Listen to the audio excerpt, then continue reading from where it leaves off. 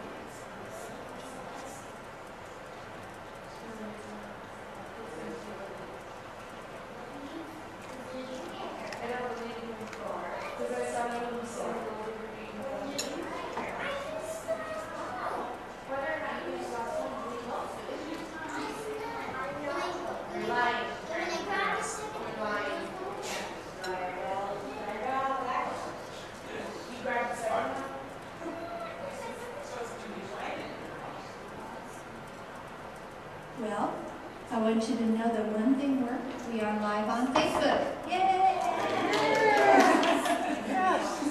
When you think all is lost, God just infiltrates the computer, I guess. So that's a very good thing. Hi, Facebook. I want to thank you all for all that you do. Your generosity, as you well know, is just profound to me. The things that we do with such a small group, Mark and I would never be able to do it without you. And I thank you, and I never get tired of saying that.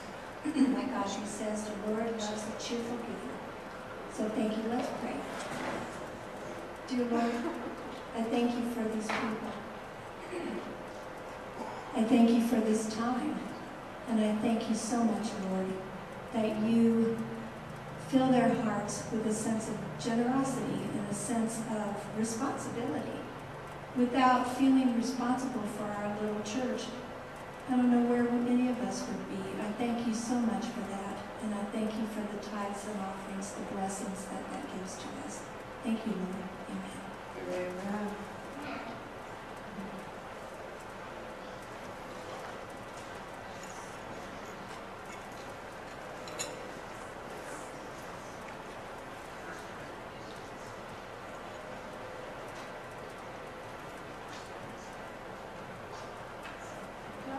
I think we should sing some more, and the fun thing is that I can just make it up, whatever songs we're going to. That part's fun, though.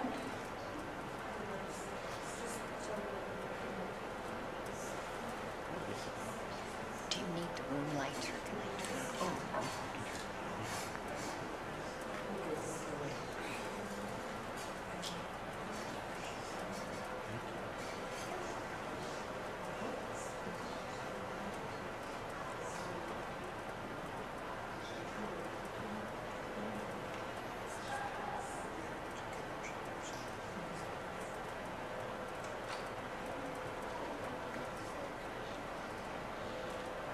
Jonathan, would you do me a huge favor before you sit down? Would you mind closing this door over here for us? Thank you. Oh, thank you, Jim.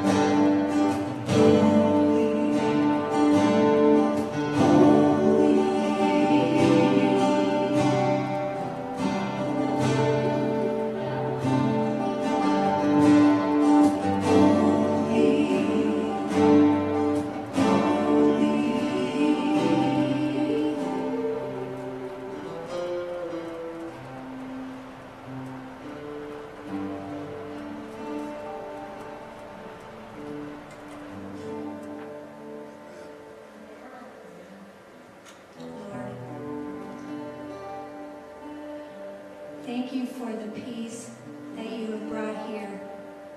Only you can bring. As we come in the morning, and sometimes you feel Satan just whiz right by, and you don't realize until the damage is done what he's tried to do. But you, Lord, are amazing. You are so gracious to us. You are so good to us that you come in and repair the damage that Satan tried to cause. Thank you for that. Please be with Dale. Please be with Janine. Please be with Laura. Please be with Inez. Please be with Phyllis. Please be with Audrey.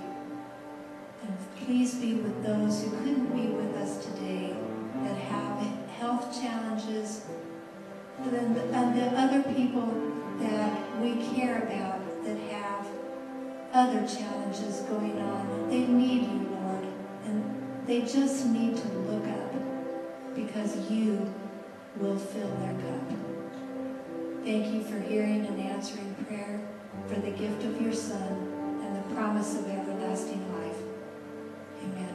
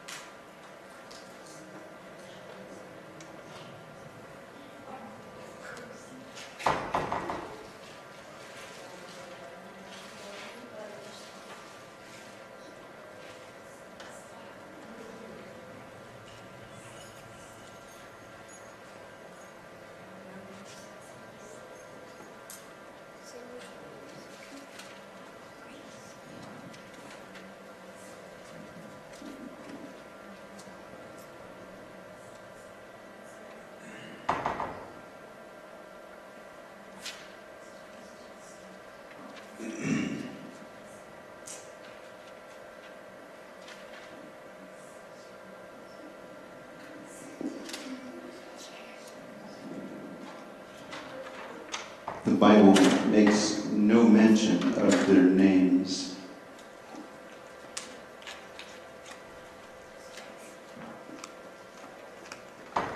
It just tells us that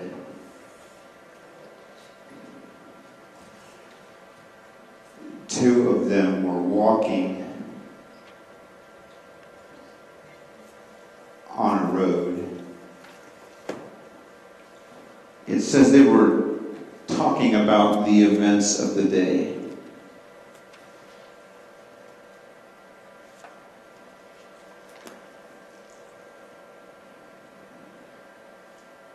Or actually the events of the weekend.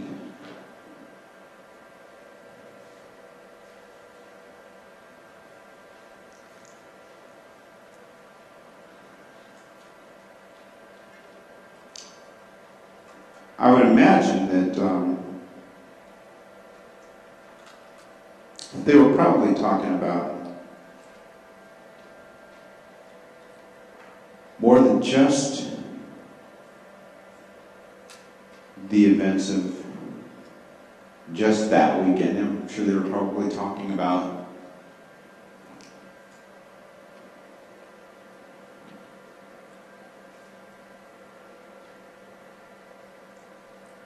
highlights of 3 years.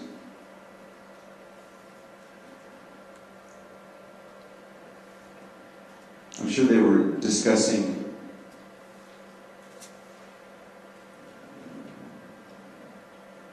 many things.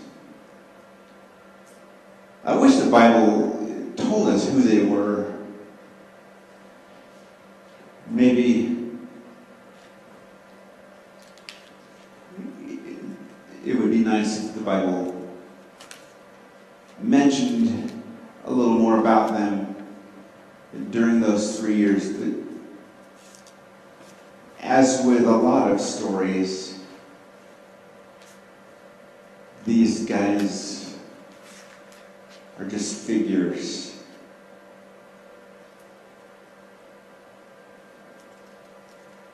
But as they're talking,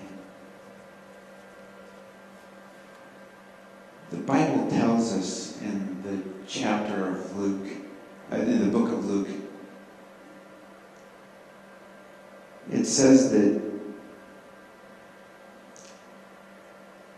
they were discussing, and all of a sudden, Jesus came along. He asked them what they were talking about. Asked them what happened. If you read the story,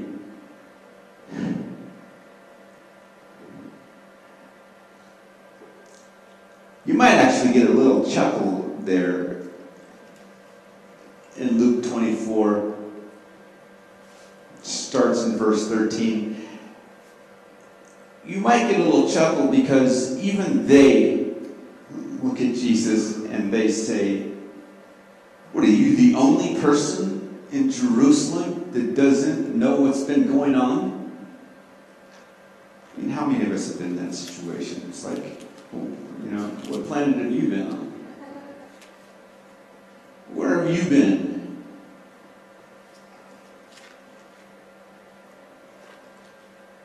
And they began to relate to him what had happened.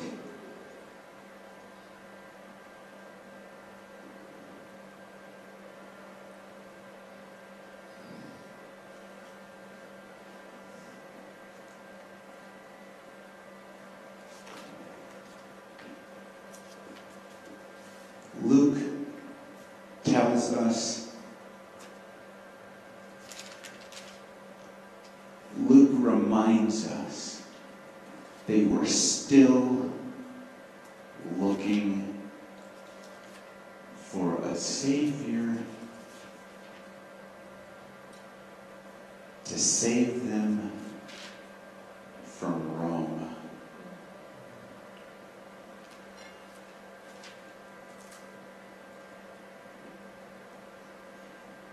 The title of the sermon today is called Show Yourself.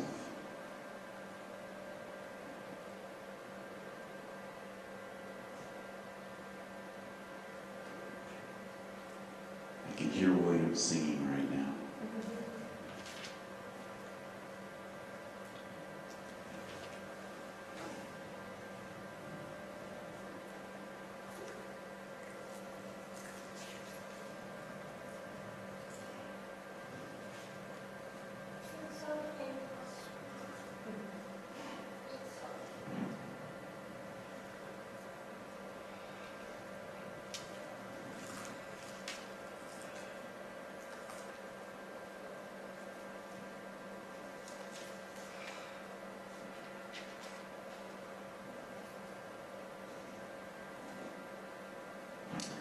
around us, O Lord. Let all our enemies see that they can't harm any of us.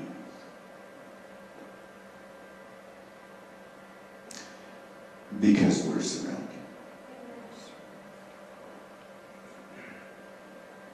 Show yourself.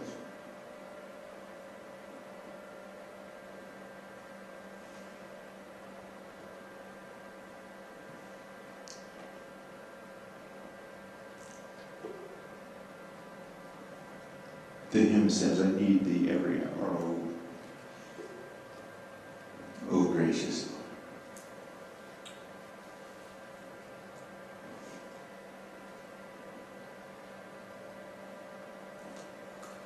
Break our hearts, Lord, and remove self.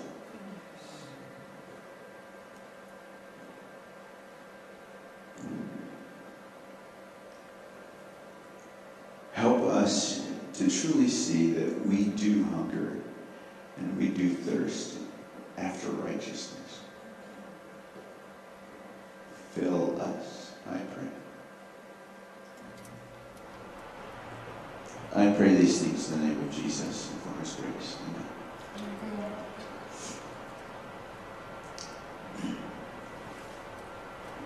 Amen. Excuse me.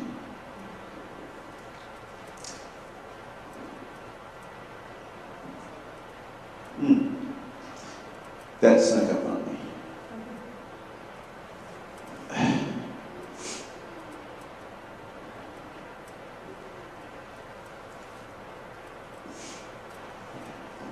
Matthew 5:6. Jesus tells the crowd, blessed are they who hunger and thirst for righteousness' sake, for they shall be filled.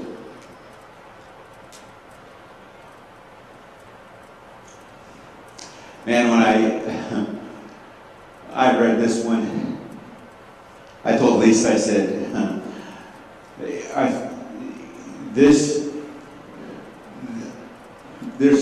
there's at least 3 sermons here. I told her, I said, I don't even know where to begin. Inez, it's not as simple as just begin. I read this and I read this.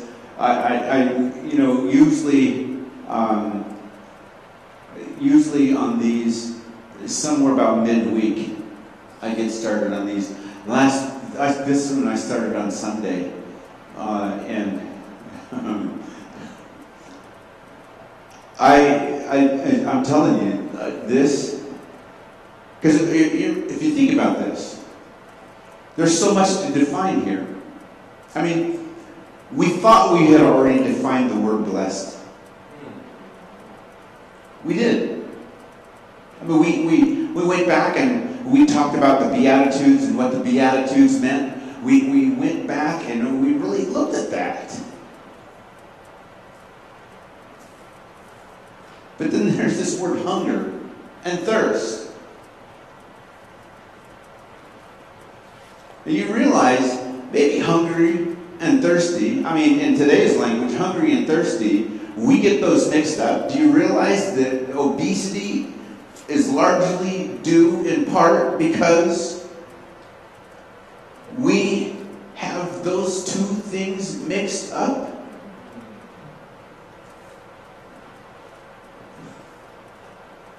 There are so many spiritual implications just in that. People are overweight because they eat when they're actually thirsty. They eat when they actually should be drinking. Now, go to the woman at the well. There's a sermon. All right? So now you understand why I got stuck.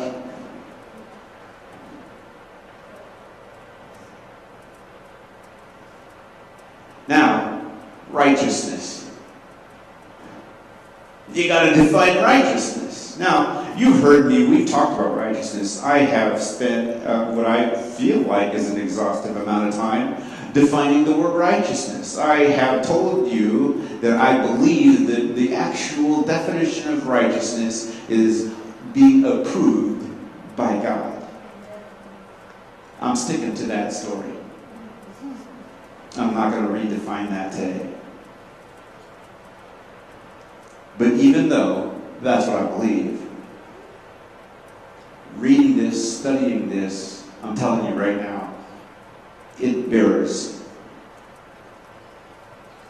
some time. We may be revisiting another sermon. And then, of course, they shall be filled. I said to Lisa, is it even possible to be spiritually filled? Is it possible for us to actually be spiritually full? Is it possible? I'll be honest with you. When I go to my mom's house on Sabbath afternoon, I get irritated. No offense to anybody who goes there and how we choose to spend Sabbath afternoon. I get irritated when we don't spend enough time talking and digging deep into subjects. I'll tell you, Corky and I could go off and sit at another table and I would be happy.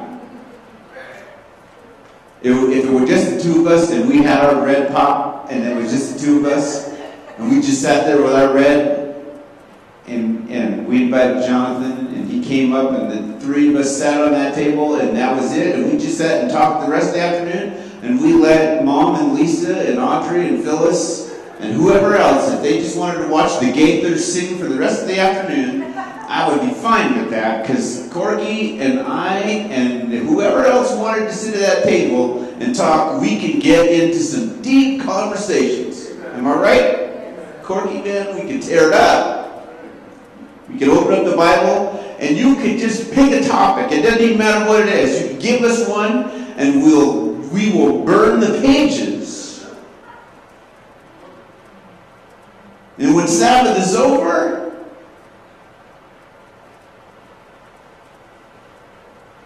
I'm upset.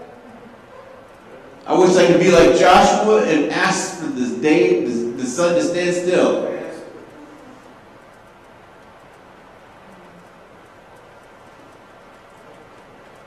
But that's a sermon for another day.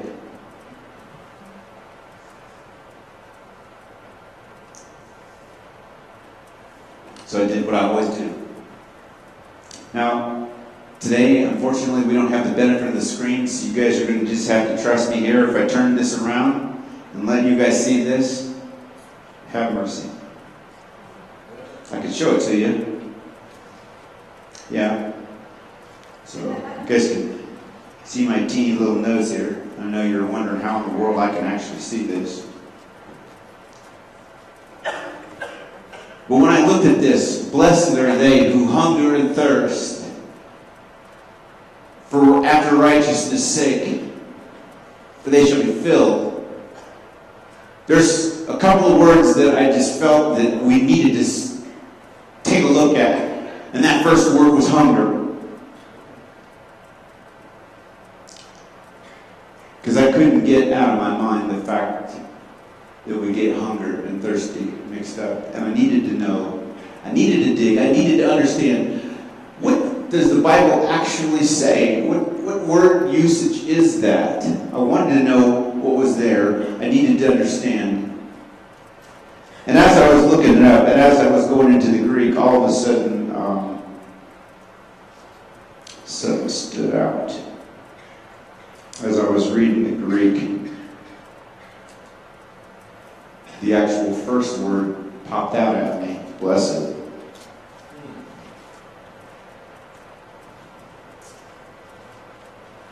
The Helps Word Studies said this about the word blessed. When God extends His benefits to you and to me, you and I become large.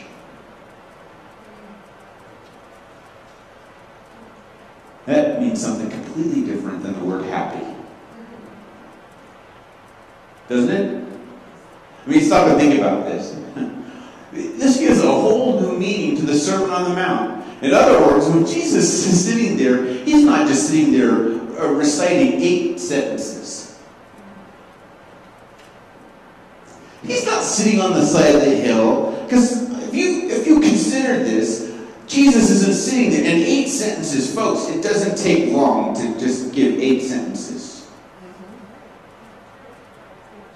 I mean, 8 sentences and maybe a couple of paragraphs, and it's time to go home.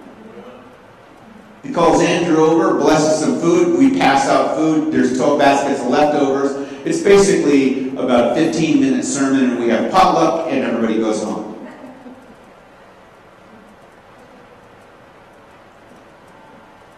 When I read the Greek, I figure it out. That's not what's going on. That's not what happened at the Sermon on the Mount.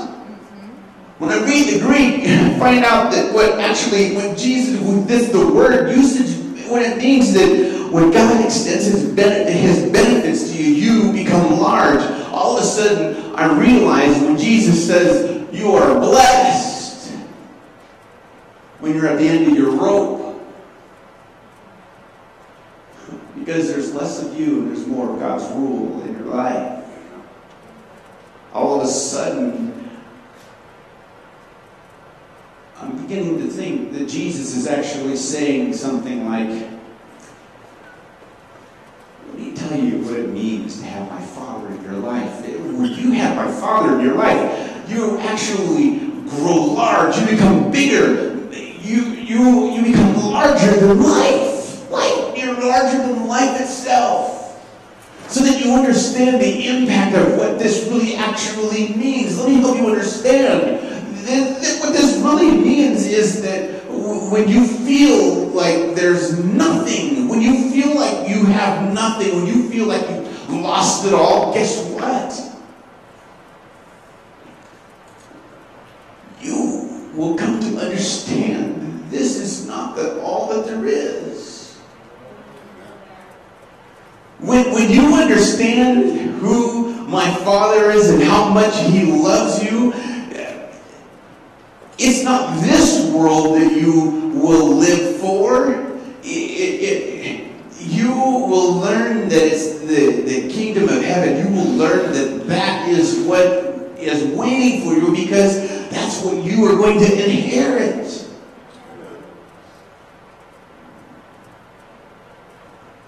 Jesus paints a picture in such a way that these people, even though their tummies are growling, and he understands that they're hungry, and he understands that he paints a picture that they begin to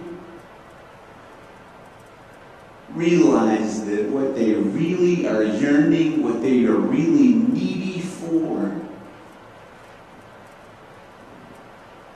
is not the approval of church leaders, not the approval of people that don't even believe in an afterlife.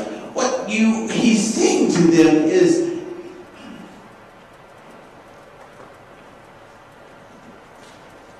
what you really need is my Father. And if you have him,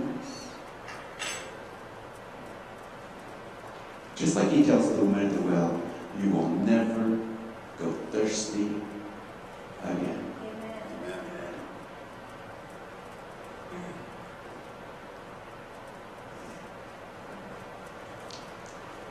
You see, when I looked at that word, I got a little chuckle, because the Greek word is makarios, and I couldn't help but think of Macarena, you know. I just couldn't help that.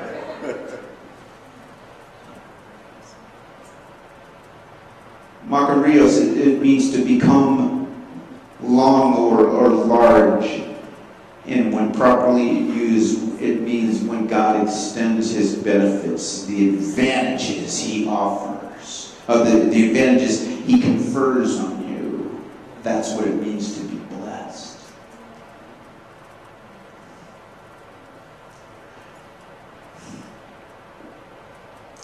And then it makes this, what I felt was a really interesting reference. Now, what I love is that this is from a Bible study house that has nothing to do with Adventism.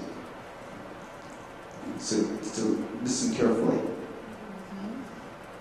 Because they give biblical references, not me. This is the gospel according to me. I didn't make this up.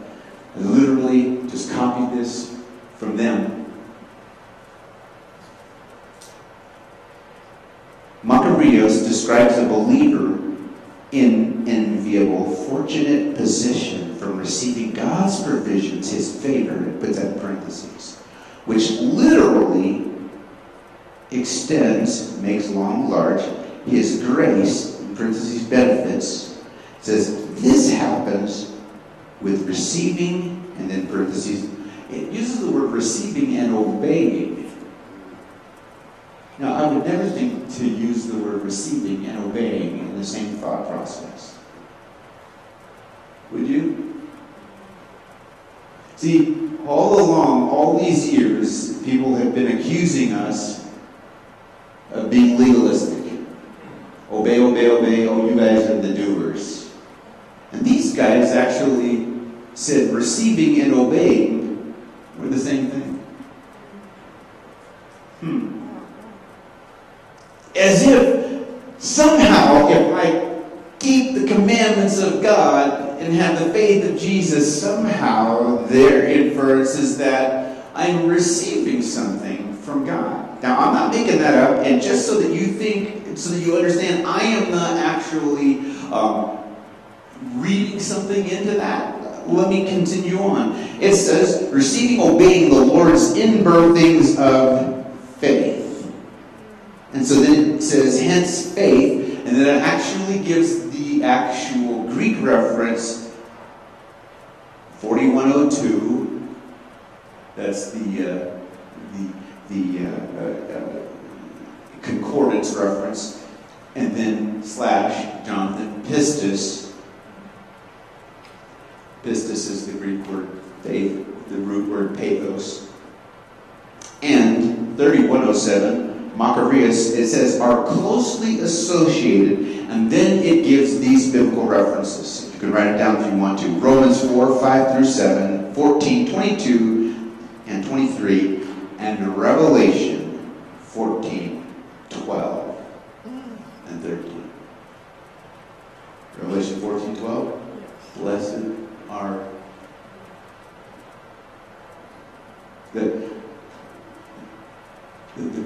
you better remember the patience of the saints here. Anybody remember that reference? The patience of the saints? That little 144,000 reference? Those are they who keep the commandments of God and have the faith of Jesus. All of that from this teeny little word, blessed. Now I understand why I kept thinking to myself, this is like 3, 4, maybe 5 sermons, and I'm still on the word blessed. And I'm trying just to get to the word hungry. But now I'm to the word hungry. Because I got to the word hungry. I finally got to the word hungry. So we got all this word blessed. Blessed, all this huge word blessed. I know you're like, okay, condense it. This huge word blessed is just really telling us that not only is God's love making you and I large, but God's love is what actually instills within you and me the faith and the grace that we need to make it. So just in case anyone thought that the theme love only is something that Mark made up, guess again. The Beatitudes, every single one of them starts off with love only. Love only, love only, love only, love only. 8 times it starts off with love only. Love only are the pure in heart. for they shall see God. You get it? We're not making this stuff up, folks. What we believe is divinely inspired by God. And now we're getting to the good stuff. Hungary comes from a 3-syllable Greek word, peneo. 3-syllable word, which actually means 3 words. I am hungry. But actually, it means needy. Yeah. Peneo, needy. You're blessed when you're needy. Now, in today's pop culture, we wouldn't say that, would we? As a matter of fact, people who are needy are kind of irritating. Oh, come on. I'm not the only person who thinks that. You guys looked at me. Yeah, thank you, Audrey. Everybody looked at me like, oh, I know you didn't say that, customer. Clingy, needy people who are like, oh, when you see them coming, you don't even want them to come close. You already know that they're in. This is what I love about Jesus. Jesus takes everybody in. He takes the people who don't count. He takes the people who don't cut the mustard. He takes the people that everybody else pushes away. And he actually moves them to the front of the line. He says, love only the people who are needy.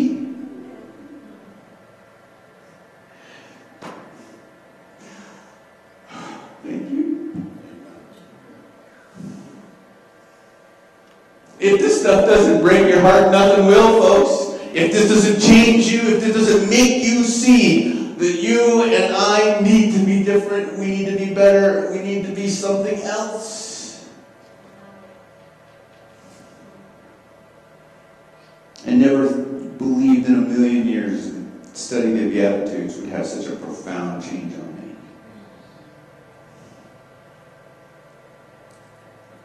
And it was interesting. As I studied the Greek word, each one of these Greek words, it wasn't the primary meaning that the Greeks actually were going to. It was always the secondary meaning. And the secondary meaning, it said metaphorically, it said to crave ardently, to seek with eager desire. You really want it. And then it used this really big word that I thought I knew, but I actually, when I saw the word, I knew I didn't know what it meant. It said, the accusative of the thing desired. And just take that big word accusative, and we're going to just stick it right here. So if we had a slide, know that there was a slide coming. I'm going to go to the word thirst. I know. We're going to get to that word accusative. Thirst comes from the Greek word dipseo. The word usage was actually a verb. I know, I didn't think of thirst as a verb. Maybe my mom would say that, or she would think of that. So I'm not a linguist. My mom is. Oftentimes when I need to understand that stuff, I call her. Or we talk about it later when she's critiquing my sermons, and she tells me what I should have said, Jim. That's exactly right. But the word usage here is once again, and just like in hunger, I am hungry. The word usage here is I thirst, but also I desire earnestly.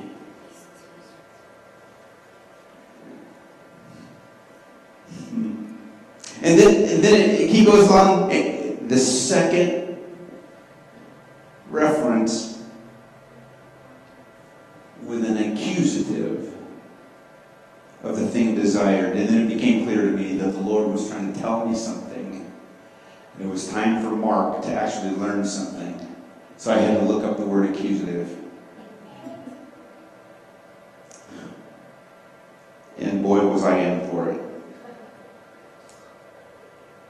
So as I often do, instead of going to dictionary.com, because sometimes dictionary.com is just too easy, I went to Google and I just typed in accusative on Google, and then Google let me have it.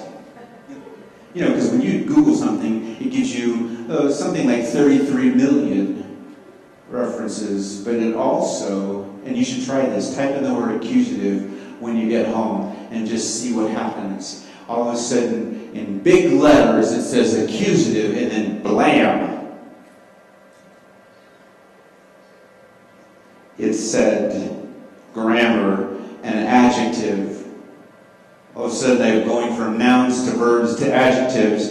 And then it says something very interesting, and this is where I got my sermon title. It said relating to or denoting a case of nouns, pronouns, and adjectives that expresses the object of an action or the goal of motion.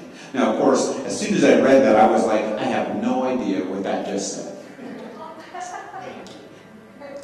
Yeah, I did. I was like, okay, now there's a phone call to my mom, is sure. But then all of a sudden I was like, oh, wait a minute, it's like 2 o'clock in the morning. But then I thought, well, my mom will be up because I'm my mother's son.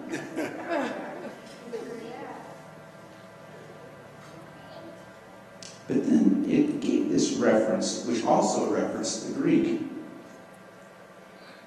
Late Middle English from the Latin, accusative, literally relating to an accusation or legal case, translating Greek. And then it said, showing cause. And then I asked the question, what does it mean to show cause?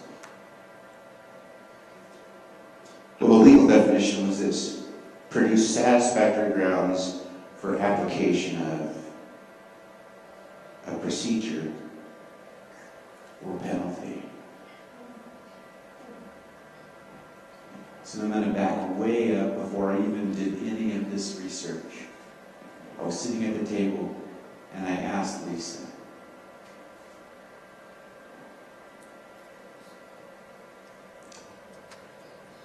do you have to keep all of the commandments in order to get to heaven?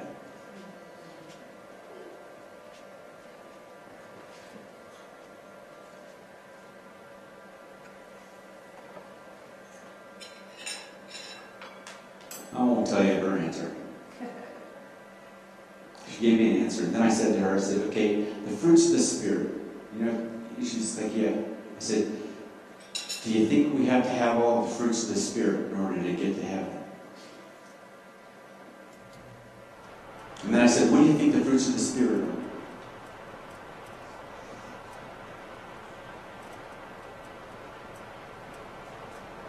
Won't tell you her answer.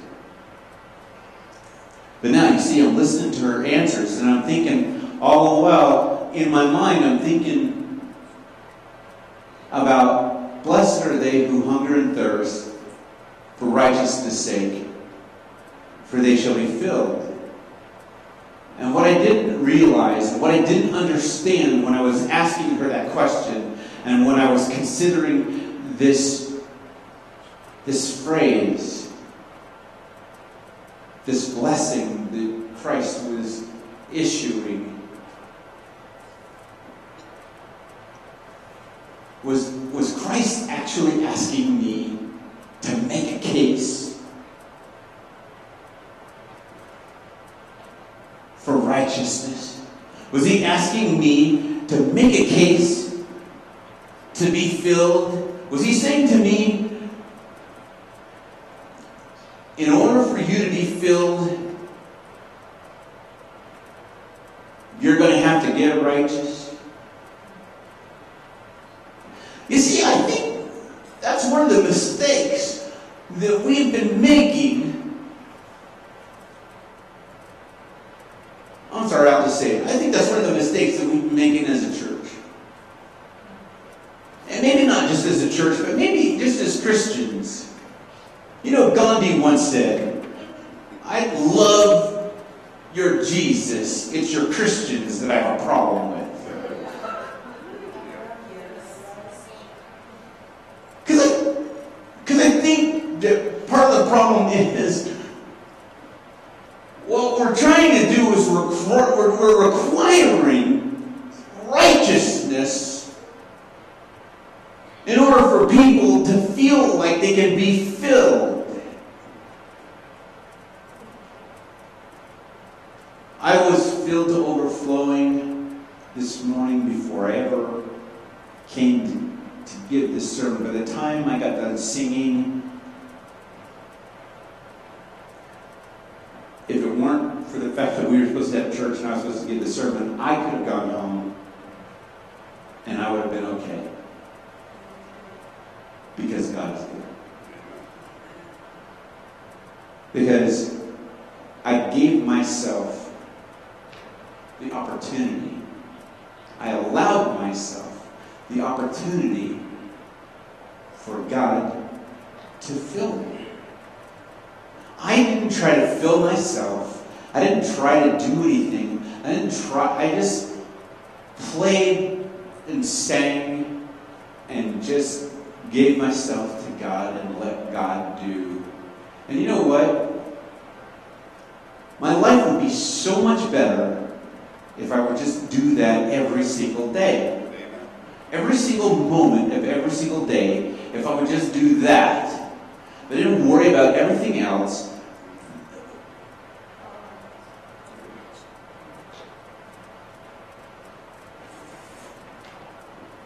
And if I'm not mistaken, isn't that what Jesus is actually saying to the crowd when he tells them, "You're blessed. I will make you larger than life if you will let me show you that you are approved by my Father.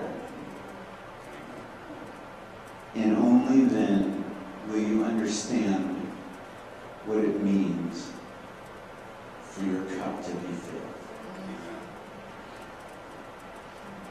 Isn't that what the text actually says? I'm not actually reading something different.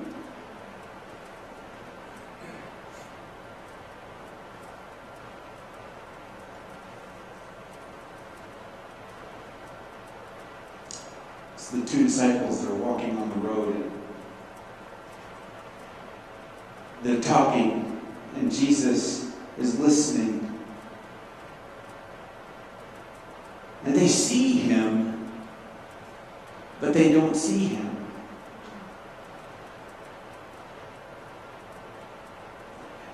And they explain to Jesus the events that have taken place. Think about that for a second. They tell Jesus what happened.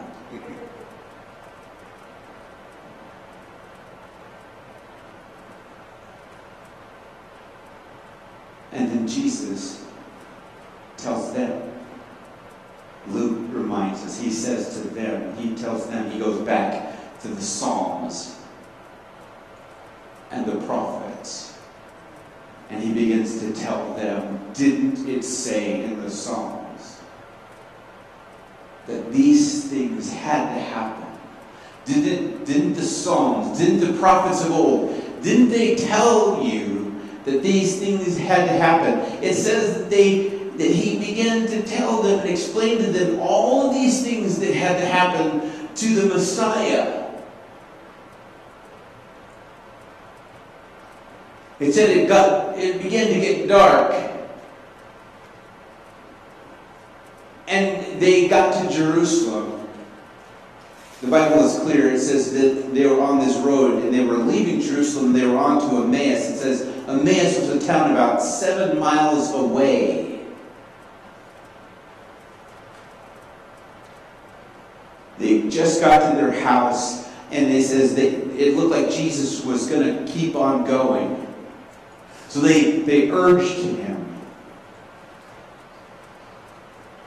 I kind of go back to those words that we just defined.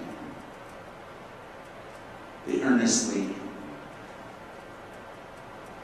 they urged him to come in. So it says he came in. And it says they sat down at the table and they got a meal together, and then he began to break the bread and blessed it. And it says immediately they knew who he was, and then he disappeared from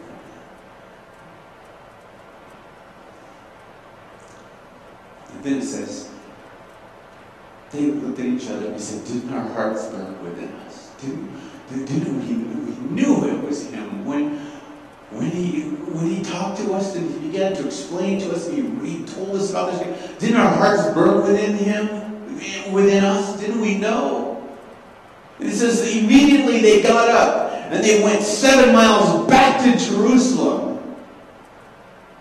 And they went and they found, it says they found the 11 disciples and the other followers back in the upper room, where we all would have been. Because none of us are any different. See, none of us needs to be discouraged because trials come and difficulties come. And things happen to us. We think victories come in our lives, and we think we've beaten things like cancer. We think we've overcome things.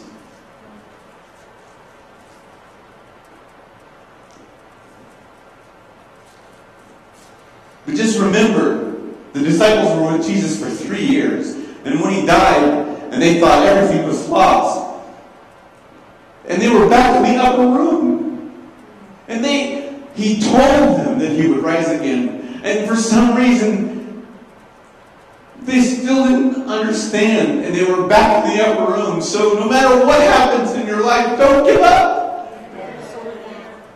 You might find yourself back in the upper room, but don't worry, don't give up. Maybe you'll have 2 friends that come back and tell you that they just saw Jesus. Don't give up. I know it's so easy for us to get discouraged. It's so easy for us to feel like this life, we weren't meant to live it here. We weren't meant to be here. You were not meant to hunger and thirst for this world.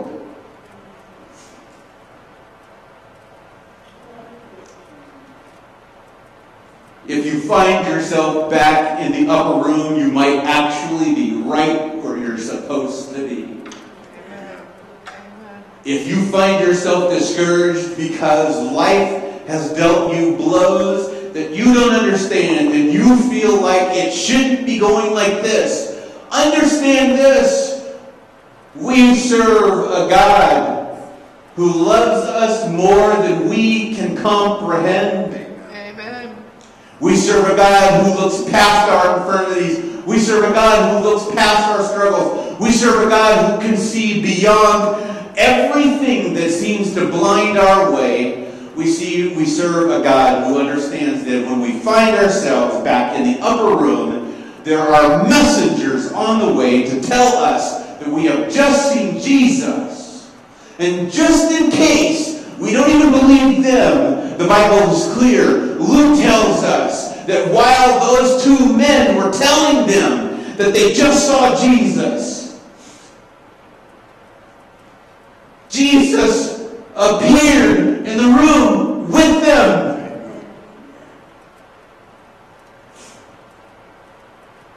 Folks,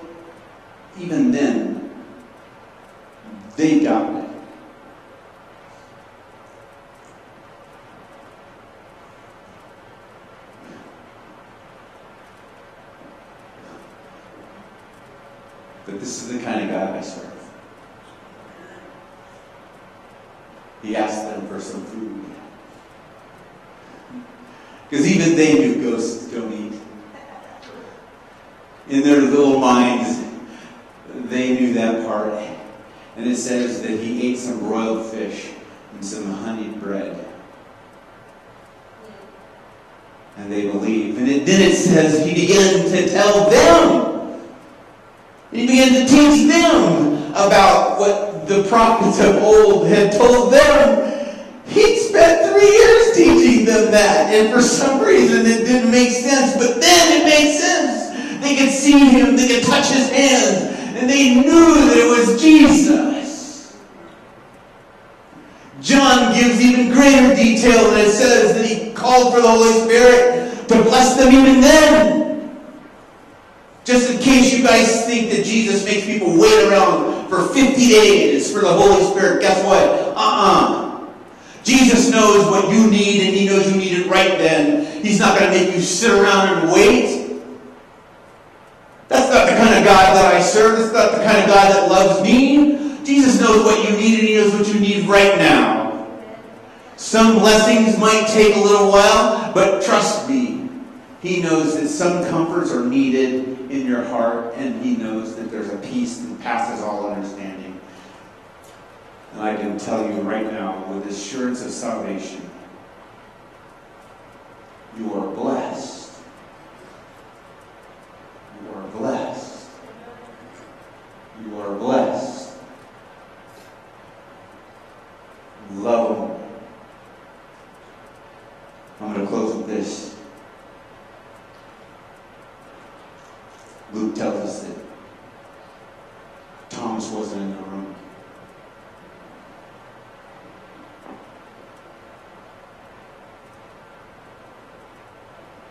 The inference is that when Jesus made special commission on those disciples, Thomas wasn't there.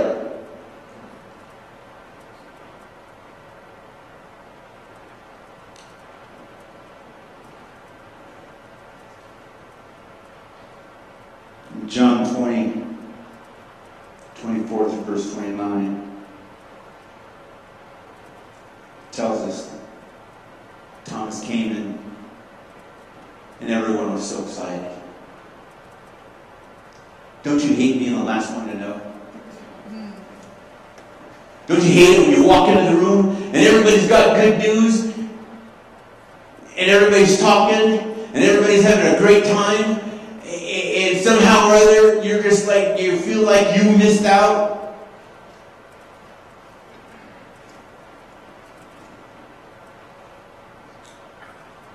Interesting side note, the name Thomas every scholar that I read, I'm not actually sure that was actually what his name really was. The name Thomas actually means twin, and the Greek scholars were sure that they weren't running around calling him, hey twin, hey twin, hey twin. It was just the Greek word meant twin, and so years later, as it became translated, that's where we get the name Thomas. We're not actually sure what this guy's name really was. Let that one sit for a while.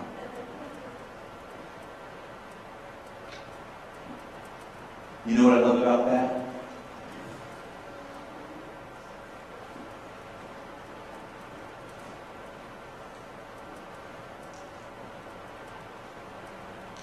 This is what it really means to be blessed.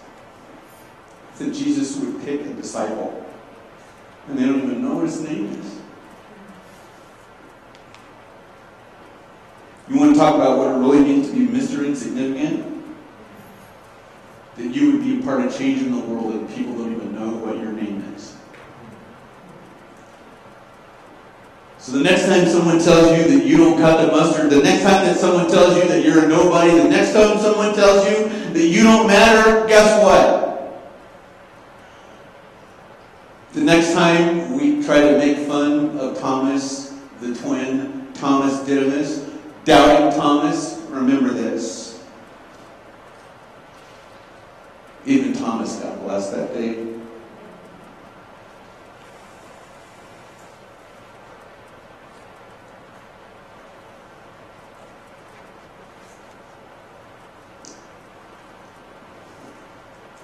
He didn't believe because he didn't see. He refused to believe because he didn't see Jesus. But that didn't matter to Jesus. Jesus loved him anyway. Jesus didn't kick him out of the room. What are we doing when we kick people out of the church because they don't do the right things, they don't say the right things, they don't act the right way? That's not what Jesus did to Thomas. We need to be different because Jesus was different. Jesus took Thomas and he sent him out and he commissioned Thomas with the other 10 guys. And we didn't even know what his real name was. Jesus treats Thomas and he gives Thomas a little bit of advice. He tells him, because you've seen me, you have been divinely persuaded. How large everyone else has become, who have not laid their eyes upon me, yet they too have been divinely persuaded. Comes down to this, folks.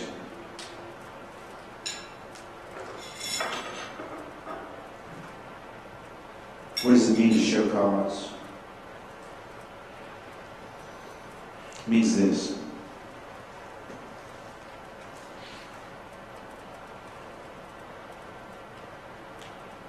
The two disciples were walking on the road. They saw Jesus, but they didn't really see him. But Jesus showed himself.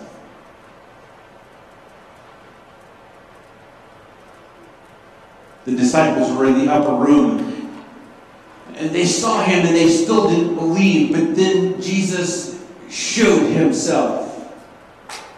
Thomas saw and he refused to believe, and yet Jesus still showed himself. Blessed are they that hunger and thirst after the one who promises to show himself.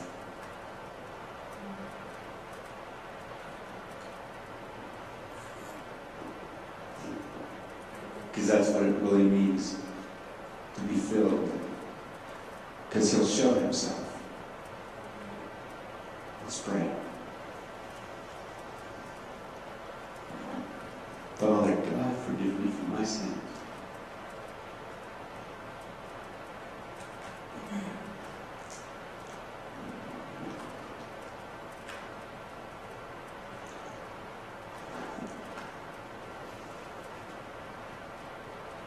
I don't think I've ever been more sorry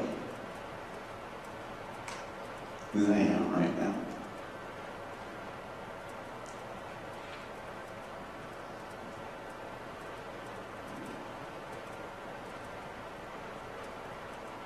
Not because of shame or guilt,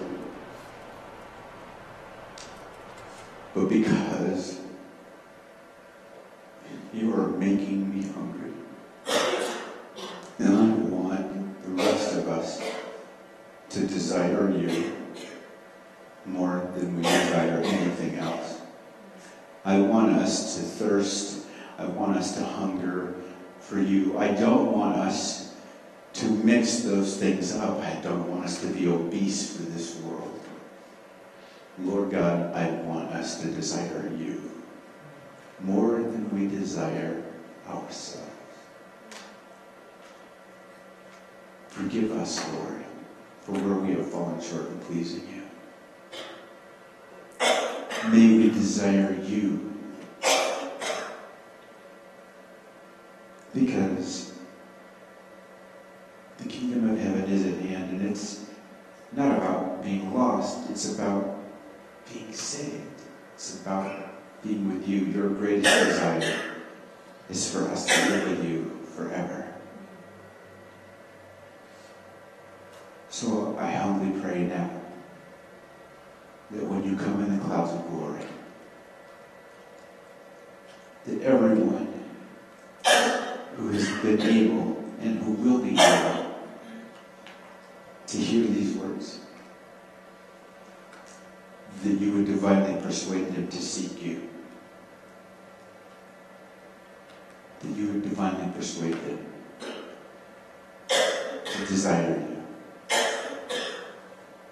I pray these things, O Father, in the name of Jesus and for his grace. Amen. Amen.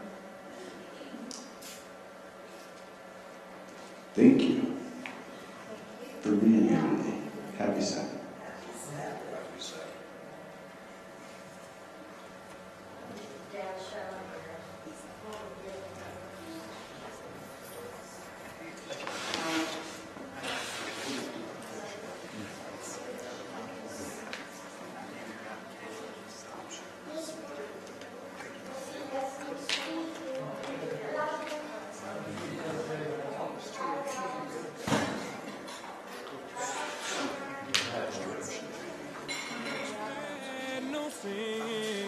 We might become his righteousness.